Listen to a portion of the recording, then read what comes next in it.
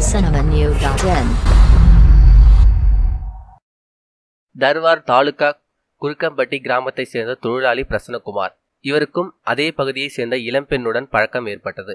இந்த பழக்கத்தில் இருவரும் பழகி வந்தனர். இந்நிலையில் அந்த பெண் ஒரு நாள் தனது உறவினர் வீட்டுக்கு சென்றுவிட்டு மீண்டும் வீடு திரும்பி கொண்டிருந்தார்.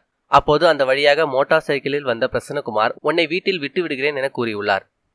இதனை நம்பி அந்த பெண்ணும் அவருடன் மோட்டார் சைக்கிளில் சென்றுள்ளார். ஆனால் அவர் வீட்டுக்கு அழைத்து செல்லாமல் கதக் என்றும் இடத்துக்கு அழைத்து சென்றார். அங்கு அவரை ஒரு வீட்டில் தனியாக அடைத்து வைத்து கற்பழித்துள்ளார்.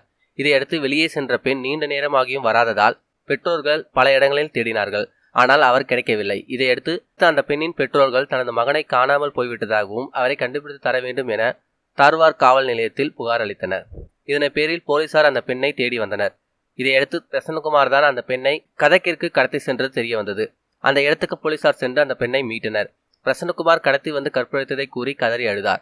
இதையடுத்து பிரசன்னகுமார் கைது செய்து அவர் தர்வார் கோர்ட்டில் வழக்கு தொடரப்பட்டது. இந்த சம்பவம் 2015ஆம் ஆண்டு ஜூன் 13ஆம் தேதி நடந்தது. கடந்த 2 ஆண்டுகளாக இது நடந்து வந்த வழக்கு விசாரணை முடிந்து நேற்று முன்தினம் நீதிபதி தீர்ப்பளித்தார்.